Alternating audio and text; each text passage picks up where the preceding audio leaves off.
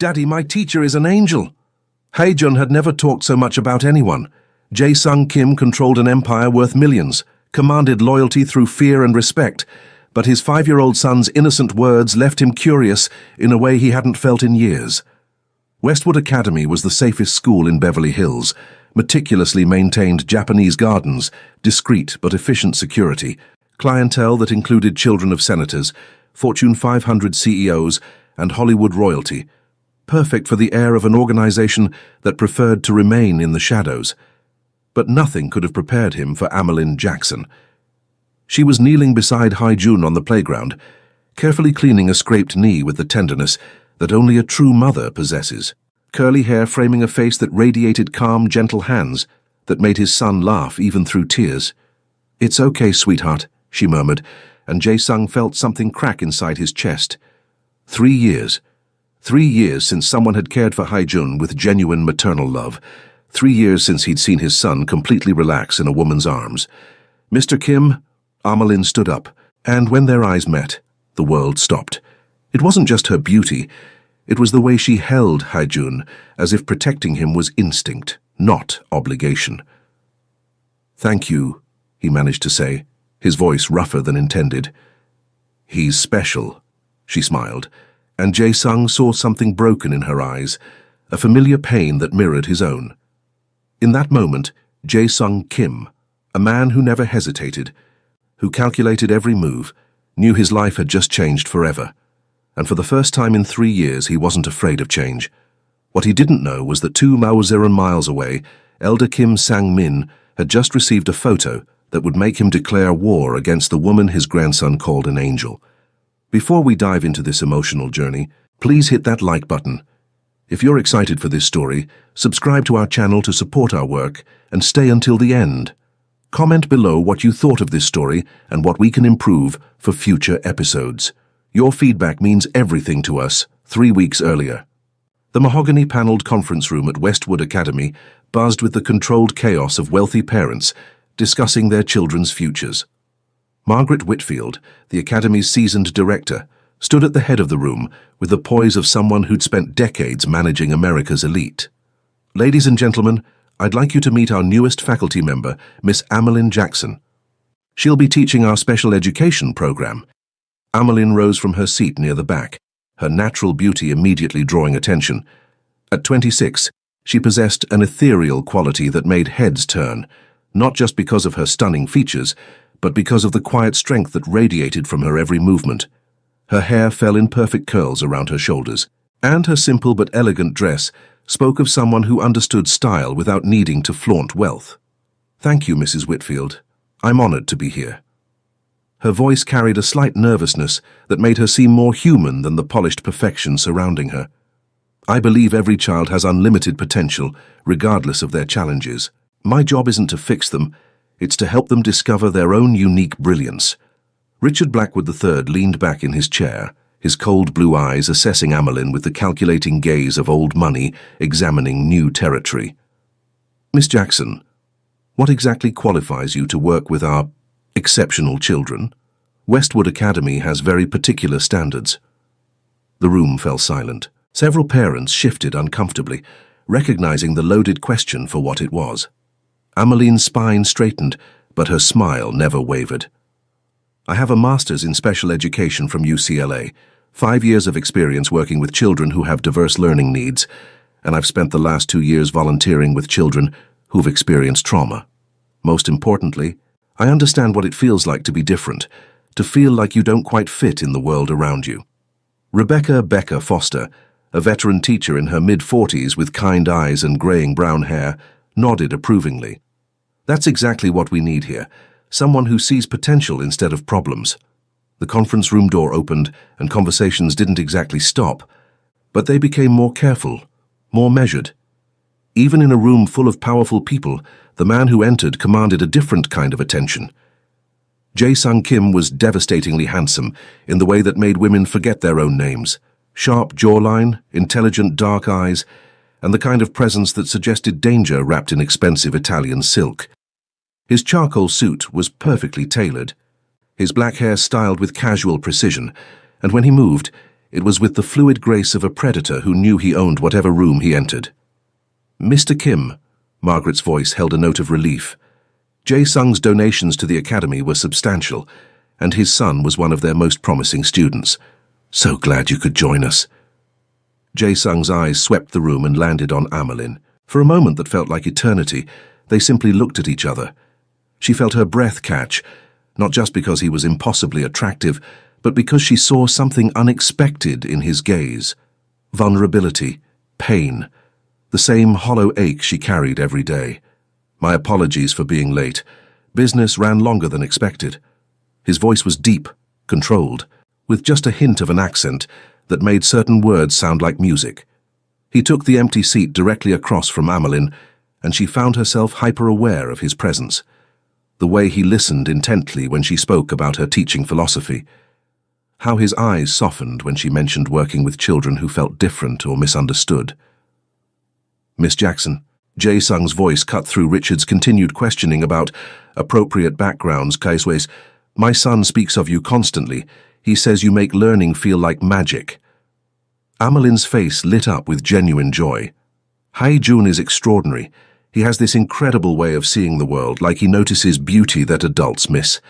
Yesterday, he spent 20 minutes watching a butterfly in the garden, and then wrote a story about how it was delivering messages between flowers. Something shifted in Jae-sung's expression, a crack in the armor that revealed the devoted father beneath the dangerous exterior. His mother used to tell him stories like that. She believed everything in nature had a purpose, a story to tell. The past tense hung in the air like a weight. Amelin's heart clenched with recognition.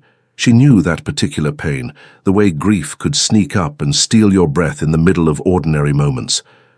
"She sounds like she was wonderful," Amelin said softly, and the genuine compassion in her voice made Jae-sung's chest tighten. As the meeting concluded, Richard made a point of approaching Margaret. "I hope we're being thorough with our background checks.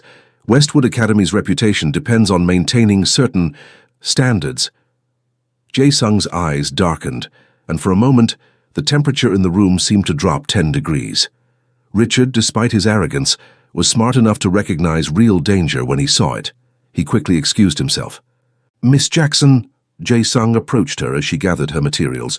"Would you have time for coffee? I'd like to hear more about Hae-jun's progress." Amelin looked up at him, seeing past the intimidating exterior to the concerned father underneath. "I'd like that very much." The small cafe near Westwood Academy felt like a world away from the school's polished perfection.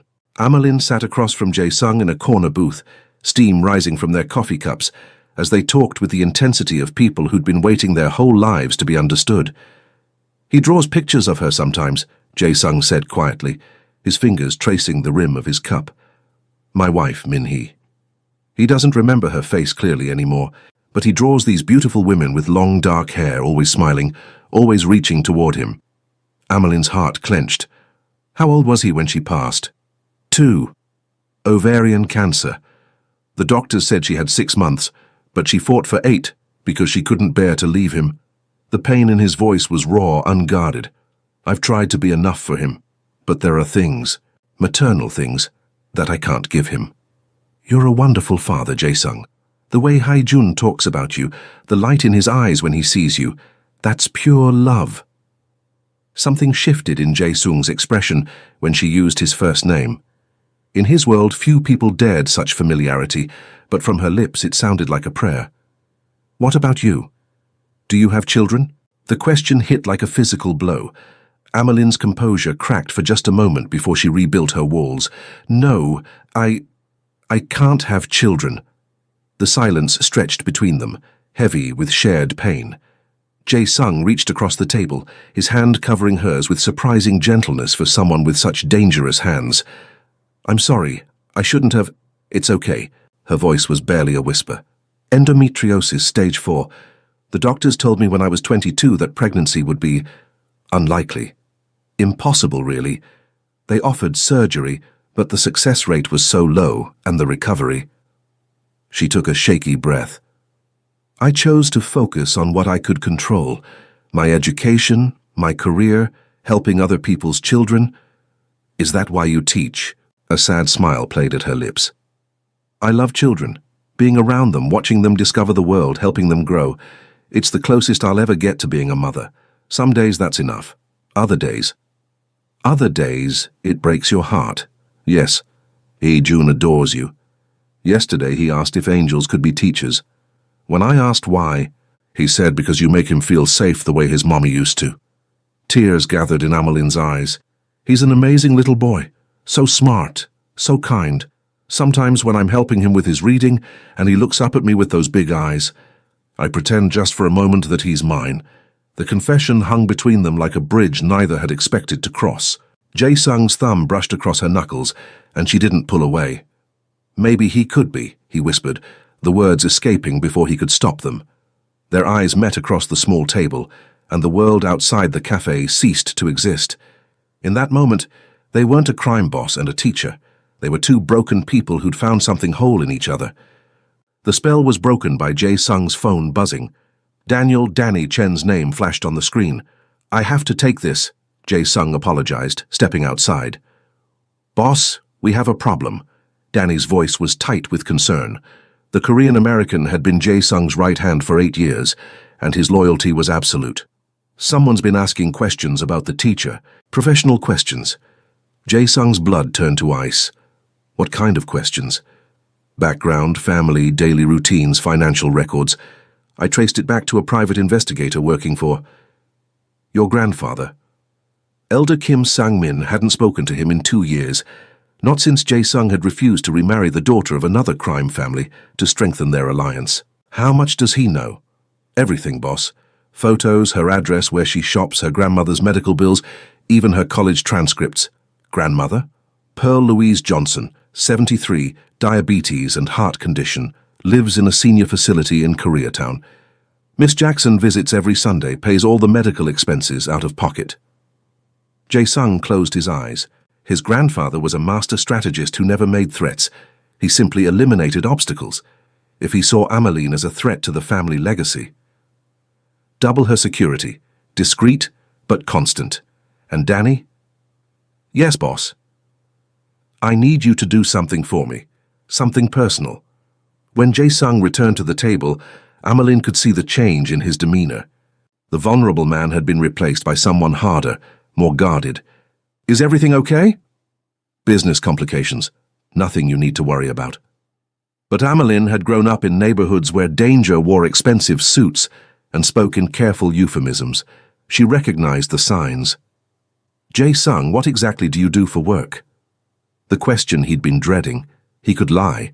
He was good at it. Had built an empire on carefully crafted deceptions. But looking into her honest eyes, he found he couldn't. Import and export. International business. My family has been in it for generations. Not a lie, exactly, but not the whole truth. Ameline studied his face, seeing the walls going back up, and made a decision that would change everything. I don't care. What? Whatever it is you're not telling me, whatever danger you think you bring, I don't care. Haejun needs me, and She took a shaky breath. I need him. I need both of you. Jae-sung stared at her, this incredible woman who was choosing him without even knowing what she was choosing. The smart thing would be to walk away, to protect her from the darkness that followed him everywhere. Instead, he leaned across the table and kissed her. It was soft, tentative, full of 3 years of loneliness and a lifetime of wanting something he'd never thought he could have. When they broke apart, both were breathing hard. Come home with me, he whispered. Let me cook for you. Let Haejun show you his drawings. Let us be a family, even if it's just for one night. That evening, in a modest but comfortable house in the Hollywood Hills, Ameline sat on the living room floor with Haejun, helping him build an elaborate castle out of blocks, while Jae-sung cooked Korean barbecue in the kitchen. The house was nothing like what she'd expected. Instead of cold luxury, it was warm and lived in. Family photos covered the mantelpiece, mostly of Jae-sung and Haejun, but a few included a beautiful Korean woman with kind eyes and a gentle smile. That's my mommy, Haejun said, following her gaze. She went to heaven when I was little, but Daddy says she watches over us. She's beautiful. You have her smile. Daddy says I have her heart too. She used to help sick people get better. She was a doctor, a nurse. Daddy met her at the hospital when his friend got hurt. He says it was love at first sight. Amelin felt a pang of something, not jealousy exactly, but a deep sadness for the woman who'd never see her son grow up, and for the man who'd lost his soulmate so young. "Miss Amelin, are you going to be my new mommy?" Haejun asked with the devastating directness of a 5-year-old. Amelin's breath caught. "Would you like that, sweetheart?" "Yes. Daddy smiles now when he talks about you. He didn't smile for a long time after Mommy went to heaven. And you smell like flowers and give the best hugs." From the kitchen, Jae-sung listened to his son's innocent words and felt his heart break and heal simultaneously. When he joined them for dinner, watching Amelin cut Haejun's meat and wipe his face with maternal instinct, he knew he was lost. "Tell me about your family," he said, as they cleaned up together, Haejun playing quietly in the living room. "Not much to tell. My parents died in a car accident when I was 16. My grandmother raised me after that." Amelin's voice was matter-of-fact, but Jae-sung heard the old pain underneath. "Pearl Louise Johnson, strongest woman I've ever known. She worked 3 jobs to put me through college, never complained, never made me feel like a burden. She sounds incredible. She's in assisted living now. Diabetes, heart problems, the medical bills are—" Amelin shrugged. "That's why I took the job at Westwood. It pays 3 times what public schools pay. Money shouldn't be an issue for medical care. Easy to say when you have it." There was no bitterness in her voice, just resignation. "I've learned to manage." Jae-sung made a mental note to have Danny look into Pearl Louise's medical situation. Quietly, anonymously, but thoroughly. Later, after Haejun had fallen asleep between them during a movie, Amelin looked at the peaceful scene and whispered, "I could get used to this." "So could I," Jae-sung replied, pulling her closer. "So could I." But even as he said the words, his phone was buzzing with messages that would make their newfound happiness impossible to maintain. 2 months later. The relationship between Jae-sung and Amelin had blossomed slowly, carefully, like a flower growing in hostile soil. They'd learned each other's rhythms, how she hummed when she was content, how his shoulders tensed when business calls came at night. Haejun had begun calling her Miss Amelin Mommy, a title that made her cry happy tears every time she heard it. But Amelin wasn't naive. She'd grown up in neighborhoods where power had many faces, and she recognized the signs of danger gathering around them. The black cars that seemed to follow her to work, the way conversations stopped when she entered certain rooms, the tension in Jae-sung's shoulders when his phone rang late at night. "We need to talk," she said one evening after Haejun had gone to bed. They were sitting on the couch, her head on his shoulder, his fingers playing with her curls. "About what?" "About whatever it is you're protecting me from. About why Danny checks my car every morning before I leave for work. About why you have security cameras I'm not supposed to notice."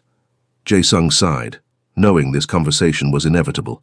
"My family, my business, it's complicated." "Stop saying that. I'm not a child, Jae-sung. I know you're involved in something dangerous, and I know your family doesn't approve of me. What I don't know is whether you trust me enough to tell me the truth."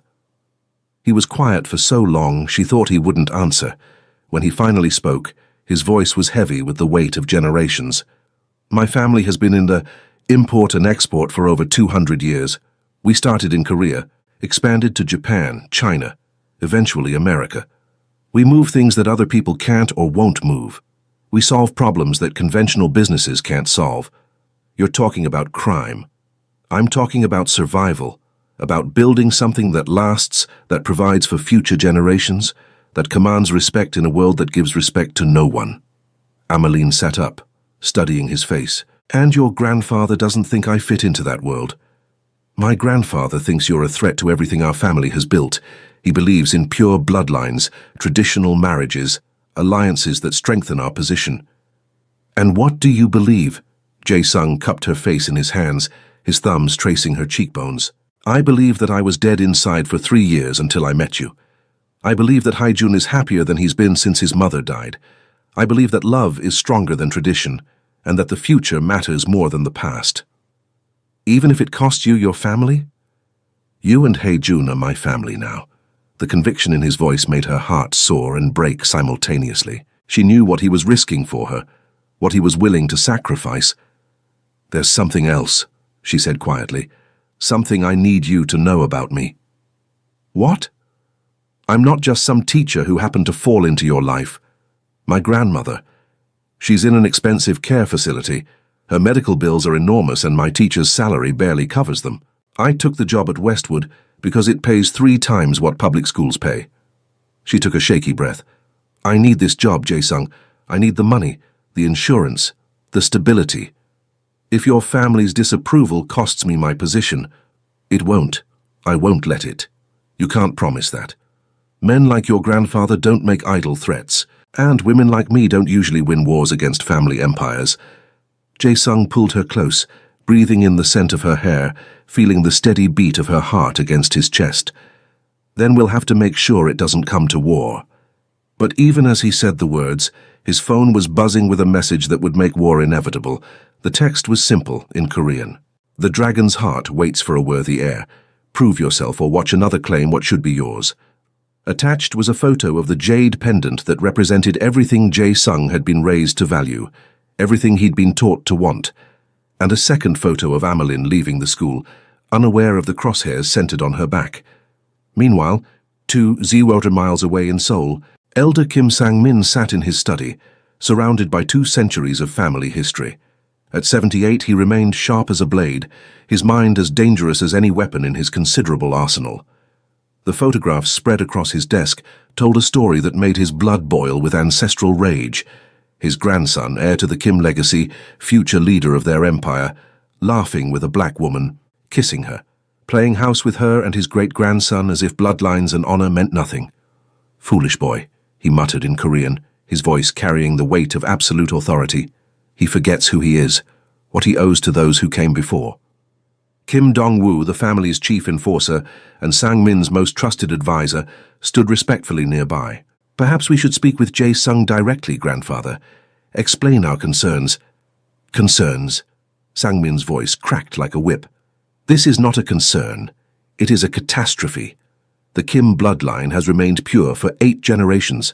Our strength comes from our unity, our traditions, our understanding of who we are and where we belong." He picked up a photograph of Amelin helping Hae-jun with his homework, her natural beauty evident even in the grainy surveillance image. "She is beautiful, I will grant that, but beauty fades. Bloodlines are forever. That boy carries the future of our family in his veins, and I will not allow it to be diluted by sentiment." Dong-woo shifted uncomfortably. He'd watched Jae-sung grow from a rebellious teenager into a formidable leader, and he'd seen the devastating effect his wife's death had on both father and son. If this woman brought them happiness. "Jae-sung has been alone for 3 years, grandfather. Perhaps—" "Alone?" Sang-min's laugh was bitter. "He has his son, his family, his responsibilities. What more does a man need?" The elder reached into his jacket and withdrew an object that made Dong-woo's breath catch. An ancient jade pendant carved in the shape of a dragon, its emerald surface gleaming with an inner fire that spoke of centuries of careful preservation. "The dragon's heart," Sang-min said reverently, "worn by the head of our family for 200 years. My grandfather wore it when he built our first empire. My father wore it when he expanded our reach across Asia. I wore it when I brought us to America."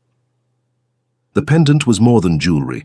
It was a symbol of absolute authority, a tangible connection to their ancestors and, according to family legend, the source of their continued prosperity and power. Jae-sung should have received this when he turned 35, but I held it back, waiting for him to prove himself worthy. Now I see I was right to wait. "What do you want me to do?" "Contact our people in Los Angeles. I want the woman gone, not killed. That would make her a martyr in my grandson's eyes, discredited, destroyed. Make her disappear from his life voluntarily. And if she refuses—" Sang-min's smile was colder than a Seoul winter. "Then we remind her that some choices have consequences that extend far beyond the person making them." 1 month later. The autumn evening cast long shadows across Westwood Academy's parking lot as Amelin gathered her materials from the parent-teacher conference that had run later than expected. At 6:15 p.m., the usually bustling campus felt eerily quiet, with only a few scattered cars remaining under the amber glow of security lights. She'd stayed behind to discuss Hae-jun's exceptional progress with Margaret Whitfield and Rebecca Foster. The little boy was reading at a third-grade level despite being only 5, and his emotional intelligence was remarkable for his age. What they didn't discuss, but all 3 women understood, was how much of his recent growth stemmed from having a maternal figure in his life again. Walking alone toward her Honda Civic, Amelin felt the familiar mixture of exhaustion and contentment that came from a day well spent. Her relationship with Jae-sung had deepened over the past 3 months, built on shared meals, quiet conversations, and the gradual trust that comes from 2 wounded people learning to heal together. The attack came without warning. She was fumbling with her keys, thinking about the Korean phrases Jae-sung had been teaching her, when strong hands grabbed her from behind. Her scream was muffled by a cloth pressed against her mouth. Not chloroform, but something that made her thoughts fuzzy and her limbs heavy. "Don't fight and you won't get hurt," a voice said in accented English.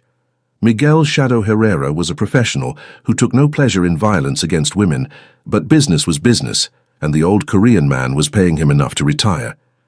Amelin's teacher training kicked in. She'd taken self-defense courses, knew to go for eyes and groin, to make noise, to fight dirty.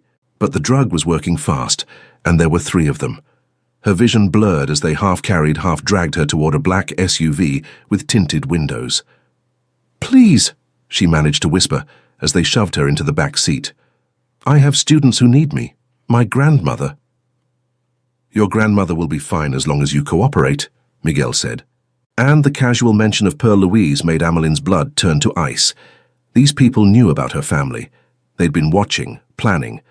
The last thing she saw before the hood went over her head was Jessica Taylor walking toward her own car, too far away to help, too focused on her phone to notice the abduction happening in the shadows. The abandoned warehouse in the industrial district of downtown LA smelled of rust, motor oil, and decades of neglect. Amelin came to consciousness slowly, her head pounding and her mouth dry as cotton.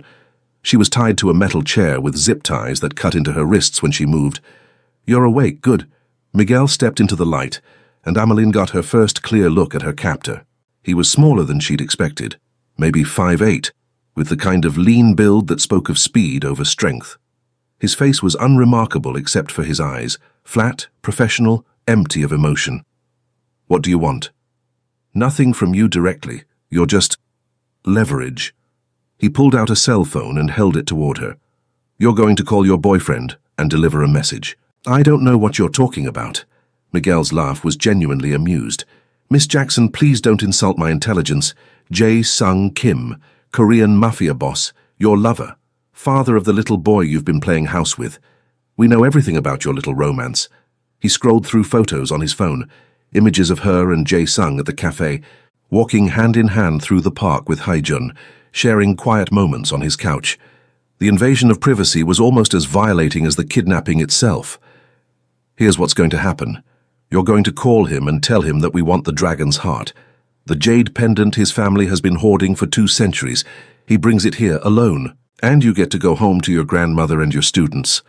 I don't know anything about a pendant. You don't need to. He'll know exactly what we're talking about." Miguel's expression darkened. "But let me be very clear about something, Miss Jackson. This isn't a negotiation. Your boyfriend has 2 hours to bring us that pendant or you disappear forever." Miguel held out the phone. "Make the call." Jae-sung was in his study, reviewing shipping manifests with Danny Chen when his phone rang. Amelin's name on the caller ID made him smile. She usually called around this time to tell him about her day and say goodnight to Hae-jun. "Hey, beautiful. How was the parent conference?" "Jae-sung." Her voice was wrong, strained, frightened, carefully controlled. Every instinct he'd developed in 20 years of dangerous living screamed alarm. "Amelin, what's wrong?" "They want the dragon's heart, the jade pendant from your family. You have 2 hours to bring it to." Her voice broke slightly. "I'm sorry, I'm so sorry." "Where are you? Are you hurt?"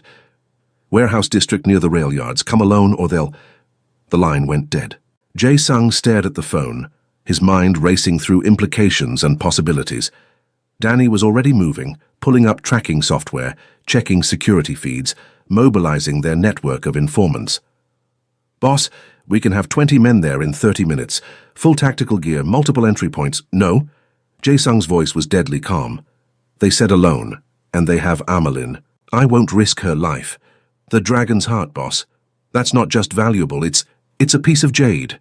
Jae-sung was already moving toward the safe hidden behind a false wall in his study. Amelin is irreplaceable. The pendant sat in its silk-lined box like a piece of captured starlight. Even in the dim light of the safe, its emerald surface seemed to glow within a fire. Jae-sung had coveted this pendant his entire life, had been raised to believe that wearing it would make him the true head of the Kim family. Now, holding it in his palm, he realized it was just a beautiful rock. Amelin was flesh and blood and love and laughter. She was Hae-jun's bedtime stories and his own reason for waking up in the morning. She was the future he'd never dared to dream of. Danny, I need you to do something for me. Anything, boss. If this goes wrong, if something happens to me, I need you to take care of them. Amelin and Hae-jun, make sure they're safe. Make sure they're provided for. Promise me. Danny's throat tightened. In 8 years of working for Jae-sung, he'd never heard his boss sound so human. Nothing's going to happen to you. Promise me. I promise. The warehouse district at night was a maze of shadows and industrial decay. Jae-sung parked his car where instructed and walked toward the specified building, every sense alert for danger. He'd come alone as ordered, but that didn't mean he was unprepared. The warehouse door was slightly ajar, spilling a thin line of light into the darkness. Jae-sung pushed it open and stepped inside, his hand resting casually near the gun concealed beneath his jacket. Mr. Kim, right on time. Miguel emerged from behind a shipping container, and Jae-sung immediately catalogued everything about him: height, weight, stance, the way he held his weapon. Professional, experienced, but not Korean.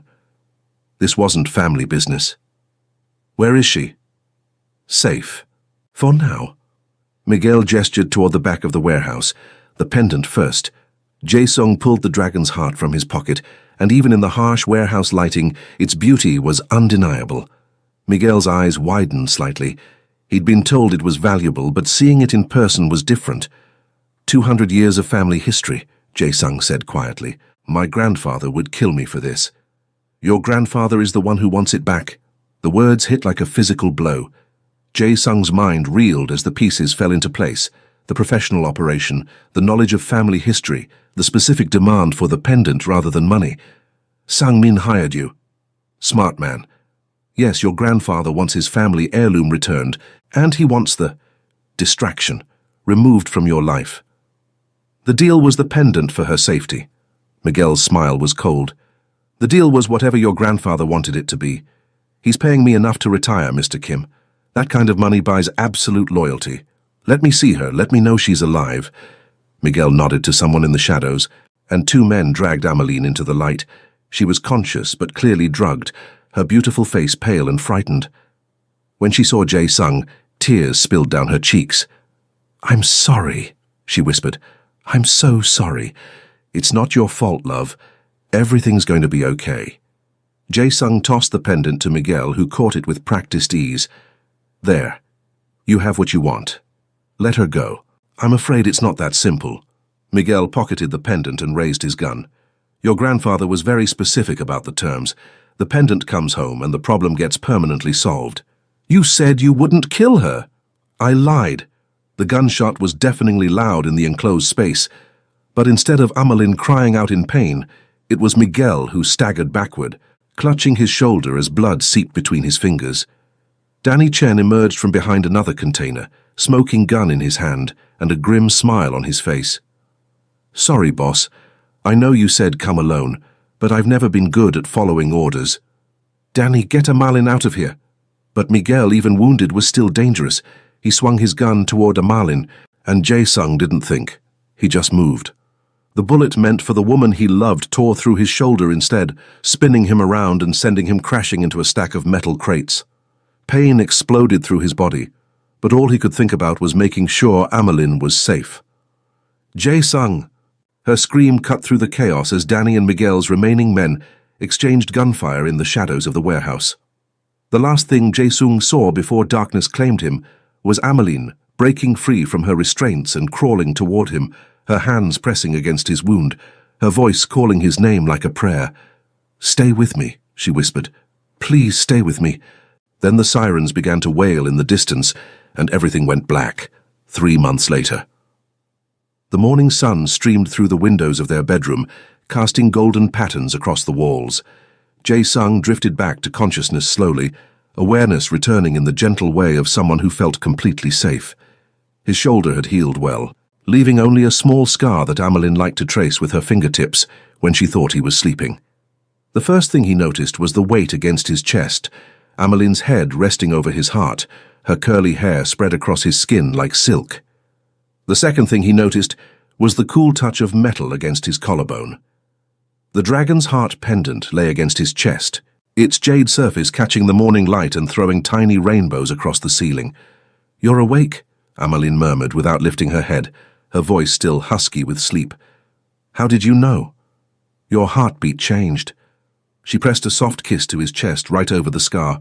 "You always wake up the same way, slow, then all at once, like you're checking to make sure everything is still real." "Is it? Real?" She lifted her head to look at him, and the love in her eyes was so profound it still took his breath away, even after months of waking up beside her. "Very real." His fingers found the pendant and he lifted it slightly, watching the jade catch the light. "How?" he asked quietly. "The FBI had it as evidence." "How did you—" Amelin's smile was mysterious, tinged with the satisfaction of a woman who'd pulled off the impossible. "Let's just say I have some very good friends in law enforcement." "What friends?" "My cousin Marcus is a federal prosecutor. My college roommate Sarah works for the State Department's Cultural Heritage Division, and my grandmother's church friend Dolores. Her son is Detective Rodriguez with the LAPD's art theft unit." Jae-sung stared at her, pieces clicking into place. "You've been planning this for months. Since the night you got shot, I saw what giving up this pendant meant to you, what it cost you to choose me over your family legacy. So I decided to get it back." She sat up, the sheet pooling around her waist, her hair catching the morning light like a halo. It took some doing. The pendant was technically stolen property, but it was also a family heirloom taken under duress. Marcus helped me file the right paperwork. Sarah pulled some strings with international cultural heritage laws, and Detective Rodriguez made sure it was classified as recovered stolen goods rather than evidence in an ongoing case. The legal fees alone must have been covered. Turns out when you save a federal prosecutor's cousin from kidnappers, he's very motivated to help with paperwork. "Amelin, you gave up everything for me, Jae-sung. Your family, your position, your heritage. The least I could do was give you back the one piece that actually mattered." Jae-sung pulled her down for a kiss that tasted like forever and felt like coming home. When they broke apart, both were breathing hard. "I love you," he whispered against her lips. "I love you so much. I don't have words for it. Show me instead." Later, as they lay tangled in the sheets, Amelin traced the dragon carved into the jade with one finger. "Tell me about it. The real story, not the legend." Jae-sung was quiet for a moment, gathering memories that went back generations. "My great-great-grandfather was a poor fisherman in Busan. One day, he pulled up his nets and found this pendant caught in the mesh. The local shaman said it was a sign that the dragon spirit had chosen him to build something lasting. And did he? He started with one fishing boat, then 2, then a fleet. By the time he died, he owned half the harbor. But the pendant, he never sold it, never traded it, never used it as collateral. He said it wasn't about the money. It was about remembering where you came from while building where you're going. And now?" Jae-sung lifted the pendant, studying the intricate carving that had been passed down through 5 generations of Kim men. "Now I think he'd be proud. His great-great-grandson is building something new, something legitimate, something our children can be proud of." "Our children?" The words slipped out before he could stop them, and Amelin went very still. They talked about marriage, about building a life together, but children, that was complicated territory for a woman who couldn't conceive. "I meant Haejun," he said quickly. "And maybe adoption? Foster care? There are so many kids who need families, and you're such a natural mother." Amelin's eyes filled with tears, but they were happy tears. "You'd want that? To adopt?" "I'd want anything that makes you happy, anything that makes us a family." She kissed him again, pouring months of love and gratitude and hope into the connection between them. "I love you, Jae-sung Kim. I love our life, our family, our completely impossible love story. Even the dangerous parts?" especially the dangerous parts. They make the peaceful moments feel like miracles. A knock on the bedroom door interrupted them, followed by Haejun's voice calling out in the careful tone of a child who'd been taught to respect closed doors. "Daddy? Miss Amelin? Can I come in? I made breakfast." Jae-sung and Amelin looked at each other and burst into laughter. Their 6-year-old son, because that's what Haejun had become, officially and completely through adoption papers signed just last month, had been experimenting with cooking lately, with results that ranged from adorable to mildly catastrophic. "Just a minute, sweetheart," Amelin called back, scrambling for a robe. "We'll be right there." As they got dressed, Jae-sung caught sight of himself in the mirror, the pendant resting against his chest. Amelin moving around their bedroom with the comfortable familiarity of someone who belonged there completely, morning light painting everything golden and perfect. "You know what the best part is?" he said, watching her brush her hair. "What?" "My great-great-grandfather's pendant brought him prosperity and power, but it brought me something better." "What's that?" "Home."